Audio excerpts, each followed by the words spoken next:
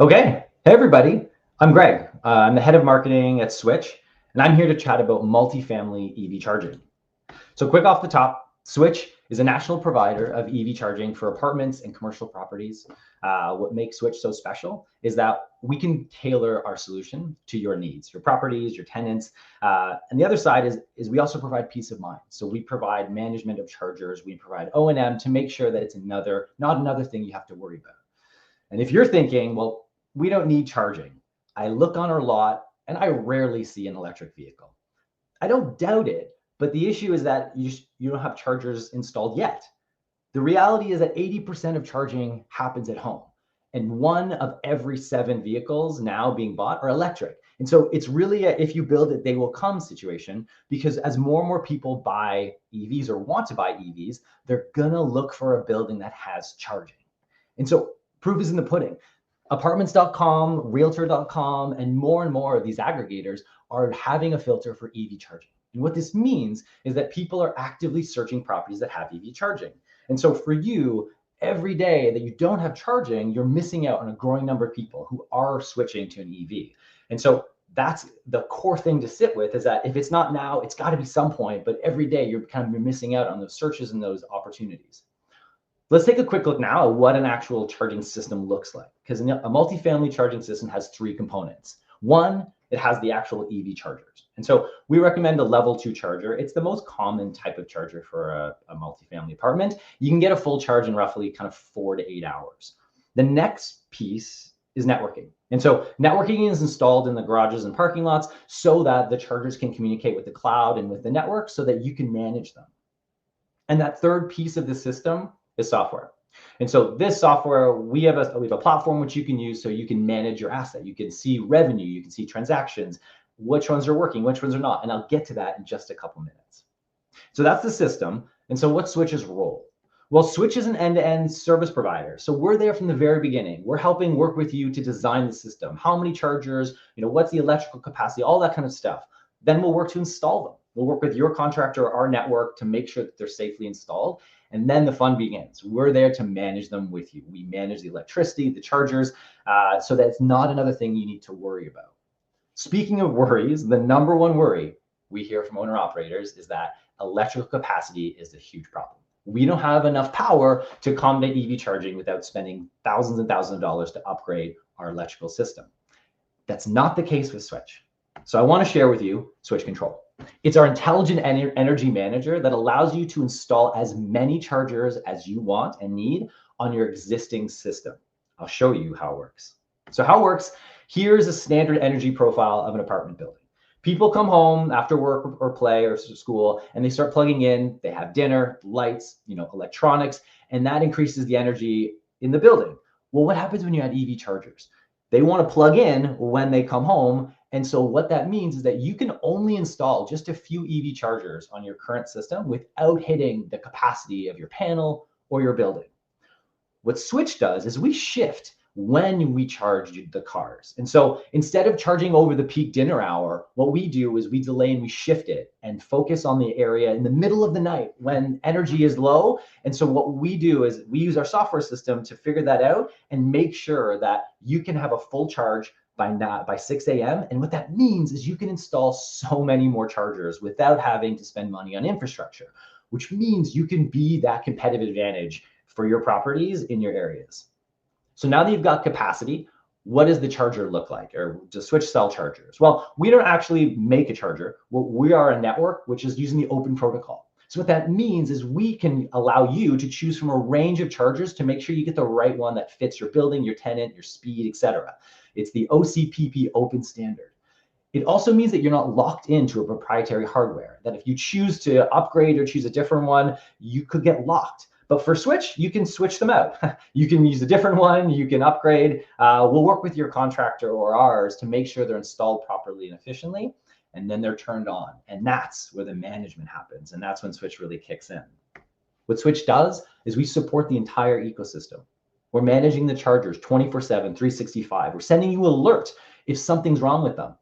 We're managing all the energy that's used to charge the cars. We manage when to optimize it. And then we provide ongoing support to your EV drivers, your residents, your guests. We make sure that they've got all the support they need. They can give us a call 24/7, and we're managing the money. We manage the payments through our mobile app. So we have an app. It's the place where EV drivers start chargers, they stop them, they get to look at the receipts, and they pay through the app, which that means that you don't have to manage billing. They paid through the app, and then we send that money back to our owner operators so that you can truly be turnkey and hands off to get with the nitty gritty of actually that process. So here's a picture of our app showing the transaction, and that money gets flowed back to you. The last side of management is this Switch portal that I talked about earlier. Right? It's the place where you can control who has access. You can set your own rates. You can prevent loitering. And so I'm going to jump in now to show you what that looks like. Here is our Switch portal.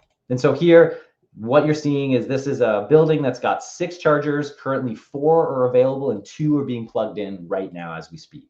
So this dashboard gives you an awesome operational overview where you can see how much revenue you made every month for your chargers. You can look in aggregate. So this building made $7,400 in revenue last year through these 6 chargers. Number of transactions, how much energy. You can look utilization, when they're in use. You can see so many details to help understand the system, but you don't need to use the system. It's essentially like hands off. We set it up for you and we program the chargers as you want them. Do you want to charge every hour? Do you want a loitering penalty, right? What access? Is this just for guests? Is it just for visitors? Is it for individually deeded residents? You could go that route. And so you have all of the details that you can download, explore. You can see the individual transactions if you want. And all this is at your fingertips for anybody who wants to manage the system. And so the last thing that definitely I need to talk on is the incentives. And so the money that exists right now, there is it. It's not here forever. And so across the country, there are incentives that give you up to literally 100% of rebates to install charging at multifamily properties. They want the infrastructure to be ready to support the coming demand for EVs. We just got $220,000 for a an apartment building in Colorado. It was 20 chargers, and it's all fully funded by Xcel Energy, right? A utility that has a fantastic incentive. And that's across the country. There's a ton in California, CCAs, there's a Massachusetts one that's 100%, right? The number of incentives is incredible. Actively right now, there's 354 rebates for EV chargers, sponsored by more than 279 utilities. And so the reality is the money is there. And I would be more than happy to work with one of our representatives to figure out what's available for you and how do you get advantage of that. But more importantly, figure out a plan and strategy to bring EV charging to your property to ensure you have that competitive advantage for the next person who's searching for an apartment and needs an EV charger. Love to ask any questions you guys have. Let's talk about it. Greg, perfect segue. We've got questions. Great. So we'll dig right in. Is there an option available for our build-to-rent communities?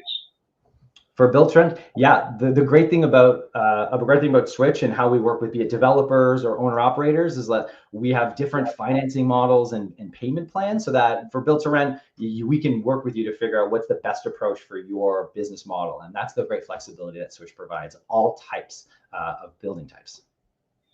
And as you talk about that, I know some of our audience has their favorite go-to installer group, but you have partner companies that you can recommend if someone doesn't have that in-pocket vendor to go to. Yeah, so 1,000%. So we have contracting partners all across the country in every state. And so these ones that have learned, they know the system. So we're more than happy to leverage those because they understand how to do a proper system. But we're also more than happy to use your contractor that you currently work with, just as long as hopefully they've had some experience with EV charging. But if they haven't, we're also happy to train them and work with them hand in hand to make sure that they know how to install the system properly. Gotcha. So kind of a two-part question here. Anita had asked, so does this assume that all the car charging takes place overnight?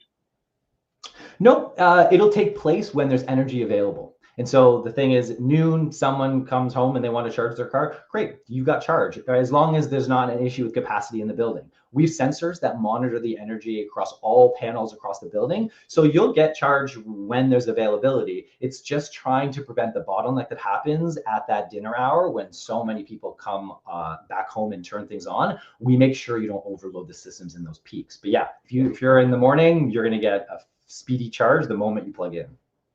So you mentioned a key word, and as an owner operator, the loitering resonates with me because some of our less scrupulous EV car owners find this is a great way to have a reserved parking spot.